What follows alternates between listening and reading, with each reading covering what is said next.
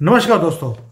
आपको याद होगा कि हमने एक पहले वीडियो बनाया था कि जहां पे उमेश जी ने आपसे डिस्कस किया था कि अमेरिका और रशिया दोनों मिलकर यानी कि एक जॉइंट फिक्स मैच खेल रहे हैं यूरोप के साथ और यूक्रेन के साथ। आज वो बात सच होती हुई दिखाई देती है। डोनाल्ड ट्रंप ने बोल दिया कि वो यूरोप के ऊपर 25% का टैक्स लगाने वाले हैं और साथ में ये भी बोल दिया कि रशिया के ऊपर जो सैंक्शंस हैं वो ख़त्म करने वाले हैं। उसके 300 बिलियन डॉलर जो फ्रीज किए हुए थे वो देने वाले हैं और कोई भी कंसेशन या रशिया को देने की ज़रूरत नहीं है। यूक्रेन के जितने भी एसेट्स हैं वो या तो रशिया ले जाएगा या अमेरिका ले जाएगा और इस जोकर को दोबारा से नाक के ऊपर गोले से लगाकर इसको दोबारा से मार्केट में भेज दिया जाएगा नाचने गाने के लिए।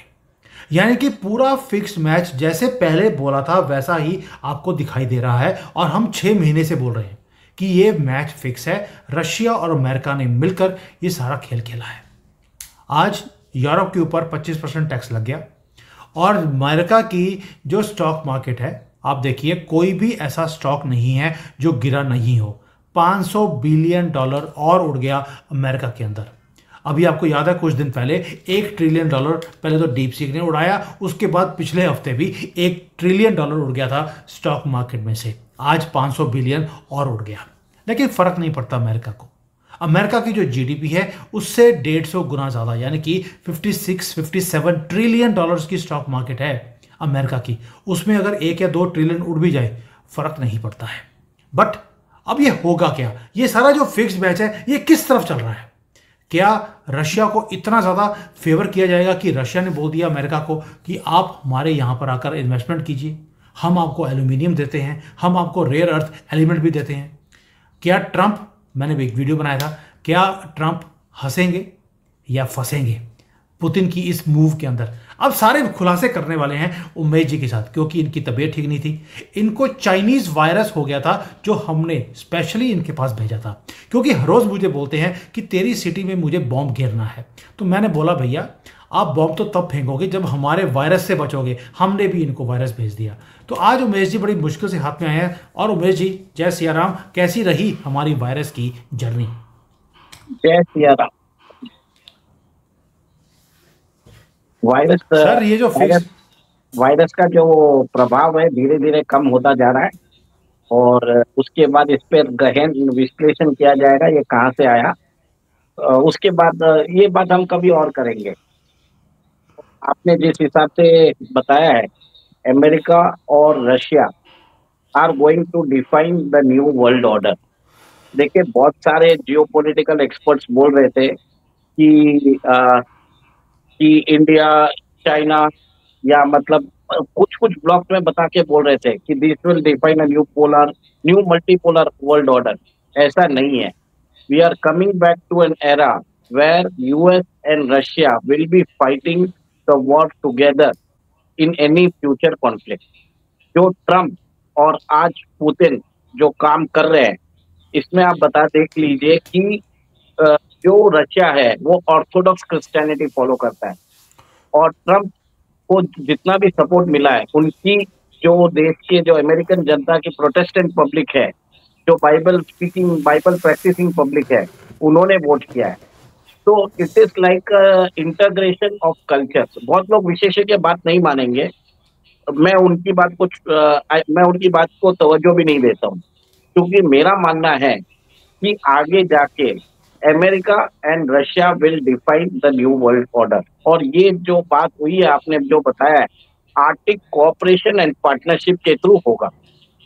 आर्टिक के अंदर बताते हैं कि कम से कम जो नेचुरल रिसोर्सेज है वो $45 ट्रिलियन का है और आर्टिक का जो मेजर कोस्ट लाइन है 70 to 80% वो रशिया के हाथ में है। और आर्टिक अभी मेल्ट होता जा रहा है, जिसके कारण वर्ष में पहले 3-4 महीने ही उधर नेविगेशन हो सकता था, पर अब navigation round of the year हो सकता है, क्योंकि रशिया ने वहां पे आइस ब्रेकर्स वाली सबमरीन भी बना दी है, शिप्स भी बना दी है, जिसके कारण वो आइस को तोड़ भी सकते हैं और वो जो रूट है, ट्रेड रूट है, उसको नेविगेशन भी बना सकते हैं। आपको याद होगा कि अलास्का अभी पहले रशिया का ही भाग था, उसको कुछ सालों पहले मतलब 150 साल पहले कुछ मिलियन डॉलर्स के लिए बेच दिया था अमेरिका को। तो अमेरिका उसके कारण नियर आर्टिक स्टेट बन गया। और आर्टिक के अंदर बाकी ये कंट्रीज है जैसे नॉर्वे, पोलैंड, नॉर्वे, डेनमार्क और स्वीडन भी है। ये नॉर्डिक कंट्रीज भी है। तो ये जो पूरी लड़ाई लड़ रही थी यूक्रेन की, तो आपने देखा होगा कि इसके अंदर मेजर इसका रीजन था आर्टिक। और नेटो धीरे धीरे एक्सपेंड कर रहा था to to the borders of Russia. आपको याद होगा 1991 में जब जर्मनी का यूनिफिकेशन हुआ था, तब अमेरिका ने गारंटी दिया था कि नेटो का एक्सपेंशन नहीं होगा।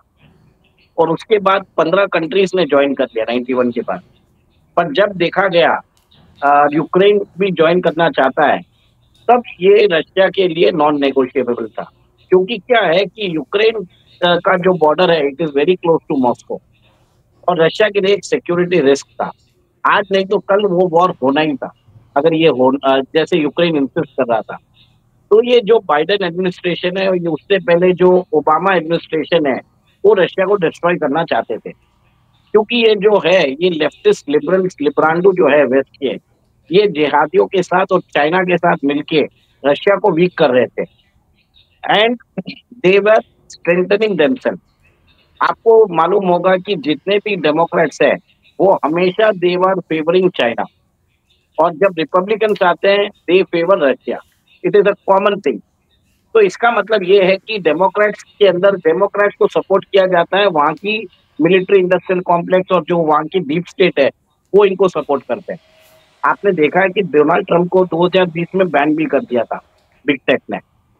तो आपको ये समझना पड़ेगा कि ये 2020 और 24 के बीच में जो 2-3 साल चल रहे थे, मेजॉरिटी बाइडेन एडमिनिस्ट्रेशन का साल गया था यूक्रेन को प्रोवोक करने के लिए। यूक्रेन को प्रोवोक किया जाए कि वो नेटो के लिए अप्लाई करे, जिसके कारण रशिया उसके ऊपर इन्वेशन करे, क्योंकि यूक्रेन को मालूम था this is the red line.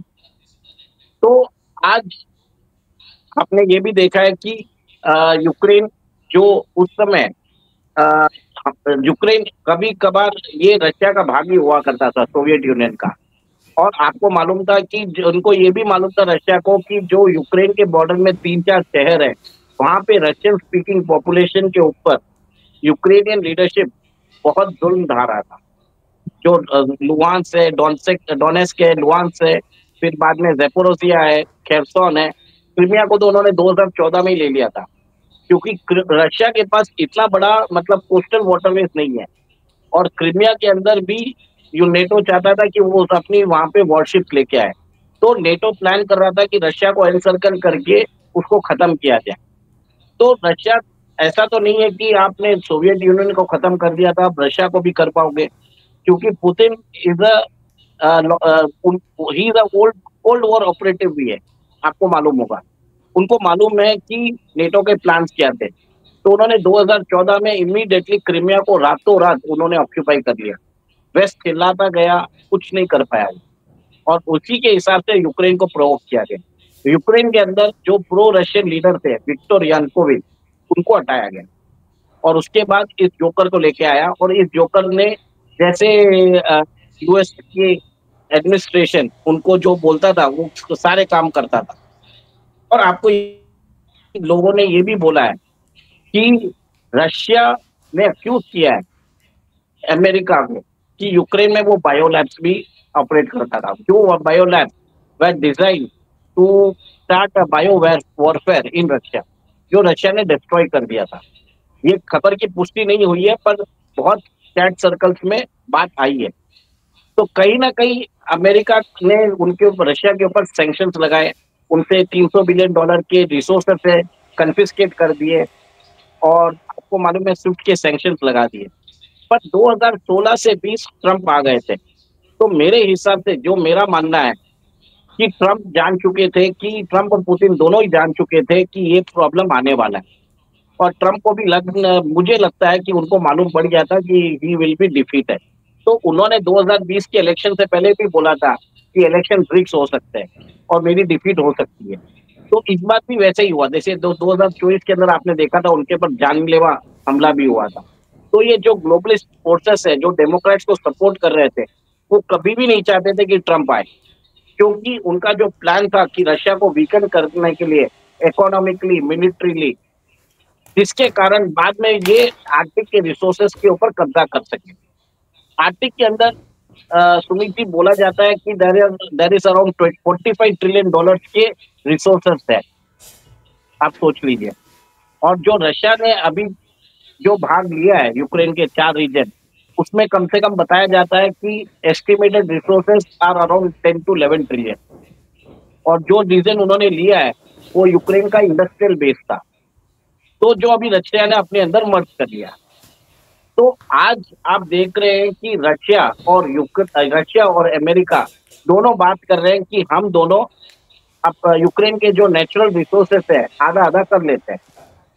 और अब आपको मालूम है यूक्रेन के पास जो बाकी 80% यूक्रेन है उसमें कम से कम बोलते हैं कि 10 से 11 ट्रिलियन डॉलर्स का रिसोर्सेस है। आपने बोल दीजिए, देखिए $350 बिलियन दे के अमेरिका ने $5.5 ट्रिलियन का रिजर्व ले लिया है उनका। सीधा बोल दिया है कि हम आपके लिए एक इन्वेस्टमेंट फंड बनाएंगे। उस इन्वेस्टमेंट फंड को उसके अंदर पैसा डालेगा यूक्रेन। ये कैसे डालेगा? जो उनके रेयर अर्थ मिनरल्स है उसको मोनेटाइज किया जाएगा, और उस मोनेटाइजेशन में जब भी कोई रेवेन्यू आएगी वो डायरेक्टली 50% उसके अंदर कंट्रीब्यूट होगी। एक और एक है कि यूक्रेन का रिकंस्ट्रक्शन एंड डेवलपमेंट होगा, उसका अराउंड $500 बिलियन लगेंगे। वो भी कॉन्ट्रैक्ट अमेरिकन फर्म्स को ही जाएगा। और आपको सबको मालूम है कि 30 to 40% जो एग्रीकल्चर लैंड है यूक्रेन का वो आज ब्लैक रॉक के हाथ में। तो कंप्लीट सेंसलेवमेंट कर दिया है अमेरिका ने। और अब यहाँ पे बात हो रही है कि अमेरिका और रशिया दोनों मिलके यूक्रेन के सारे रिसोर्सेज आपस में बांट लेंगे, और ईयू को इन्होंने टोटली एक्सक्लूड कर दिया। और यहाँ तक बात हो गई है कि आपने ये भी देखा होगा कि मई में जब रशिया अपना 80th एनिवर्सरी मनाएगा वर्ल्ड वॉर विक्ट्री का, उसके अंदर उन्होंने ट्रम्प को भी इनवाइट कर दिया। जो ट्रम्प और पुतिन की जो एलेज दोस्ती है, अब लोगों को समझ में आ रहा है ये दोस्ती बहुत पुरानी है। और मेरे ख्याल से ट्रम्प और पुतिन दोनों को ही मालूम था कि ये वॉर उनके ऊपर आने वाला है। तो 4 साल तक वो पुतिन चुपचाप बैठे रहे। उन्होंने अपने आप को मिलिट्रीली उन्होंने अपने आप को स्ट्रांग बनाया। They accepted to become the junior partner of China. तो क्योंकि उनको चाइना का सपोर्ट चाहिए था। चाइना क्या कर रहा था? रशिया को टेंटर हुक्स पे रख के वो रशिया से जो रॉ मटेरियल्स है वो सस्ते दाम पे ले रहा था।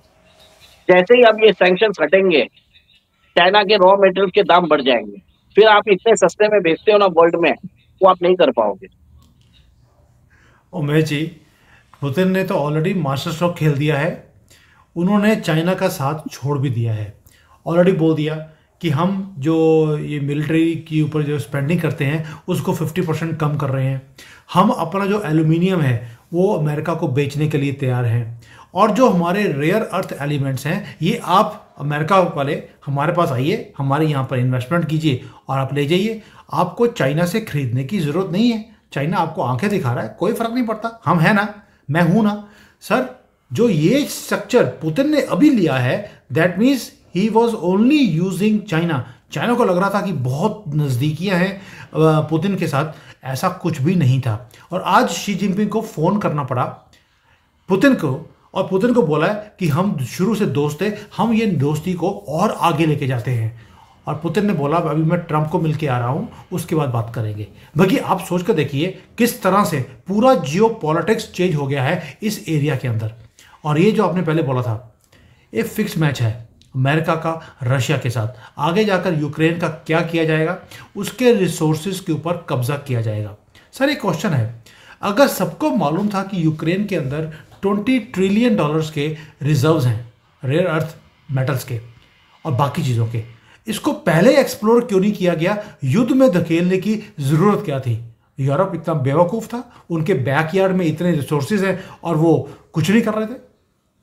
देखिए, अगर यूक्रेन में अगर माइनिंग किया जाता होता तो सबसे पहले वहां पे रशियन फर्म्स ही आती। आपको मालूम है कि रशिया वेरी क्लोज है यूक्रेन से। तो अमेरिका और ये जितने भी डीप स्टेट है उन्होंने सोचा है था कि पहले हम रशिया को वीकन करें, और वीकन करके उन्होंने यूक्रेन को भड़काया कि आप नेटो की मेंबरशिप अप्लाई करिए, रशिया आप पे अटैक करेगा, हम आपको पैसे देंगे। तो उन्होंने ये सोचा था कि ये प्रोलॉन्ग वॉर के कारण रशियन इकोनॉमी खराब हो जाएगी, रूबल की वैल्यू खत्म हो जाएगी, रशिया सस्टेन नहीं कर पाएगा। पर रशिया ने उसको सस्टेन भी किया और आज यूरोप में only economy that is growing is Russia. और आपको ये बता दूं, रशिया और अमेरिका सिर्फ नाम के लिए बोल रहे हैं कि हम 50% करना चाहते हैं, वो कोई करने वाले नहीं है डिफेंस स्पेंडिंग। उन्होंने ये बोला है कि अगर चाइना भी रिड्यूस करता है तो हम 50% रिड्यूस करेंगे। चाइना ने मना कर दिया है। अब वो क्या करेंगे, दोनों जने डिफेंस स्पेंडिंग बढ़ाएंगे और उसको ब्लेम करेंगे चाइना को। देखो, हमने चाइना को प्रपोजल भेजा था, चाइना ने नहीं माना है, अब हम क्या कर सकते हैं। तो सर ये बात होती है कि पूरा ब्लेम चाइना के ऊपर आने वाला है और शी जिनपिंग के पास कोई चारा नहीं रहेगा, उसको मालूम ही नहीं पड़ेगा कि क्या करना है। और अब जाके वर्ल्ड के अंदर इन्फ्लेशन बढ़ेगा सर, क्योंकि दो बड़ी पावर जो न्यूक्लियर एनेबल्ड है, जिसके पास एक के पास 6.5 न्यूक्लियर वेपन्स है, दूसरे के पास 5,900 है, तो दोनों मिलके 90% of the world's nuclear weapons hold करते हैं। दोनों ही कंट्रीज रिसोर्स रिच है, दोनों ही कंट्रीज ऑयल प्रोड्यूसिंग भी है, ऑयल एक्सपोर्टिंग भी है, दोनों ही कंट्रीज के पास फूड ग्रेन्स भी है, दोनों ही कंट्रीज के पास एक तरह से टेक्नोलॉजिकल एडवांसमेंट भी है, और एक तरह से दोनों ही क्रिश्चियन डोमिनेटेड कंट्रीज है। तो आप देखेंगे the rise of the far right, जो फार राइट क्रिश्चियन जो बोलते हैं, व्हाइट सुप्रीमेसिस्ट जो बोलते हैं, वो आप देखेंगे। ट्रम्प ने तो अपने भाषण में सब कुछ बोल ही दिया है। 2-3 दिन पहले भी उन्होंने गवर्नर ऑफ कनाडा, जो ट्रूडो है, उसको गवर्नर ऑफ कनाडा बोलकर संबोधित किया। तो जो अब्रैशनेस, अप्रेसिवनेस वो दिखा रहे हैं, पुतिन तो कुछ बात ही नहीं कर रहे हैं। पुतिन तो एकदम चुपचाप बैठे हैं, वो क्लिनिकली काम कर रहे हैं अपना कि भैया हम the last now will be with the Russia, and this is happening right now. You will see this happening in future as well. और आगे जाके you will see Russia and America cooperating into multiple sphere. उन्होंने Arctic को explore करने का बात बना लिया है। डिफेंस स्पेंडिंग भी आप दोनों ही बढ़ाएंगे, दोनों जने वर्ल्ड को अपने हिसाब से बांट लेंगे और बोलेंगे आप इधर आर्म्स बेचोगे, मैं इधर आर्म्स बेचूंगा। सर एक और एक चीज है, बहुत लोग बोलते हैं कि India, China, Russia and USA will form the new axis. मैं बोला कोई कुछ होने वाला नहीं है। It is only Russia, it is only America. ये दोनों जने मिलके will define the world order. China को अपना मुंह बंद करके बैठना पड़ेगा, ईयू को मुंह बंद करके बैठना पड़ेगा।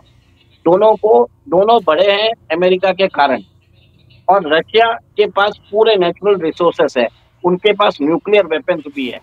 चाहे तो कल जाके चाइना के जो टेरिटरी है, उन्होंने रशिया ने उसको भी जब चाहे वो ऑक्यूपाई कर सकता है, चाइना कुछ भी नहीं कर पाएगा, ये भी बोल देता हूँ। सर आपने बोल दिया कि शी जिनपिंग को चुप करके बैठना पड़ेगा, ये तो बेचारा वैसे ही कुछ बोलता नहीं है, तो आप ये नहीं बोल सकते कि शी जिनपिंग को चुप करके बैठना पड़ेगा। लेकिन मुझे एक चीज़ बताइए, आपने बोल दिया कि रशिया और अमेरिका दोनों मिलकर अभी वर्ल्ड ऑर्डर को क्रिएट करेंगे, और भाई हॉलीवुड का क्या होगा? हॉलीवुड ने पिछले 100 सालों में सिर्फ रशिया के खिलाफ तो वीडियो बनाई है कि रशिया इतना बड़ा दुश्मन है, हमें उसको हराना है, हमने वहाँ पे उनकी ये कर दिया, वो कर दिया।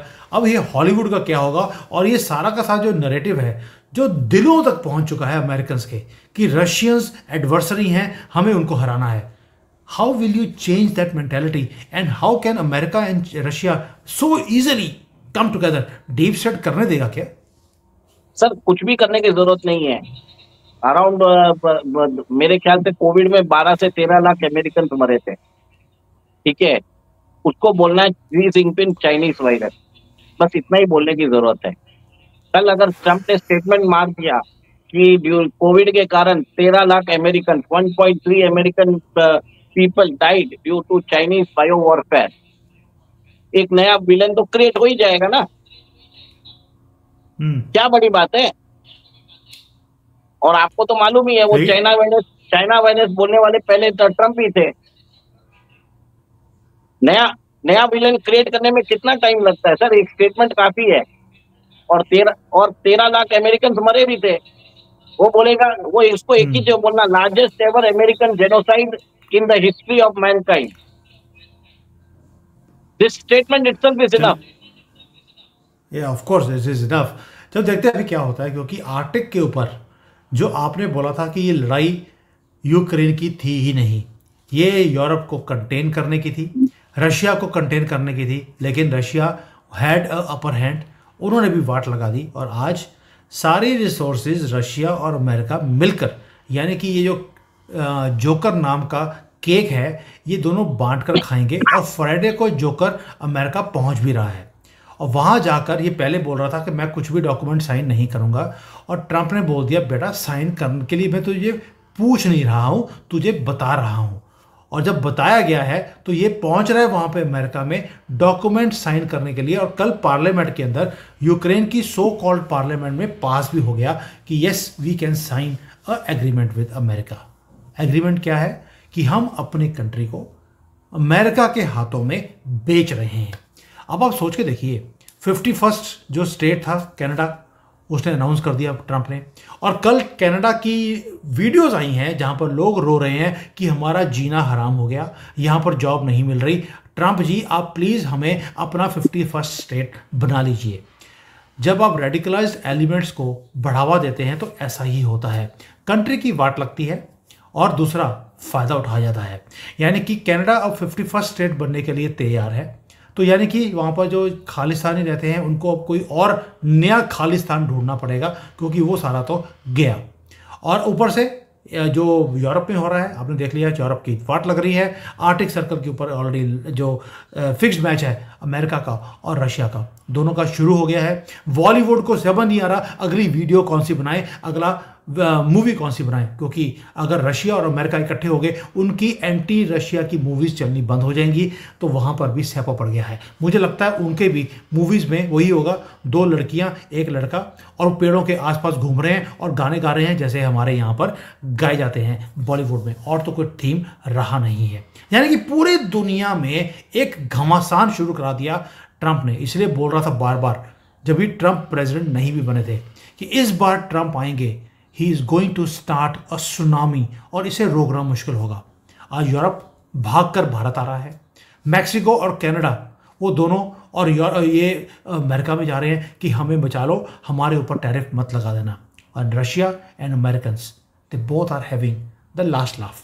अब देखते हैं कि भारत इसमें से अपना फायदा कैसे उठाता है, उसको किसी और दिन कवर करेंगे। थैंक यू सर, जय हिंद। एक और एक बात है सर, कि अभी आपने देखा है कि कैसे जो आर्टिक को सिक्योर कर लिया है दोनों ने, यूएस और अमेरिका और रशिया ने दोनों सिक्योर कर लिया है आपस में। यूक्रेन को सिक्योर कर लिया है, दोनों रिसोर्स रिच है। और जो लोग बोलते थे कि डी डॉलराइजेशन होने वाला है, मुझे तो कुछ कहीं लग रहा नहीं है कि डॉलर की डिमांड कहीं कम हो रही है। उस समय डॉलर था 80 रुपये, आज 88 है। और सेकेंड, अभी मेरा मानना है कि नेक्स्ट वॉर आएगा, it will be against Chinese investments in Latin America and Chinese investments in Africa. और जो फ्रांस के अंदर अफ्रीका की इकोवास कंट्रीज के ऊपर जो फ्रांस का दबदबा है, उसमें भी फ्रेंच का डोमिनेंस खत्म होता हुआ नजर आएगा, आप देखेंगे। बस इतना ही बोलूंगा, ये क्लोजिंग रिमार्क्स। जय Siya Ram. Thank you sir, thank you, जय सिया राम।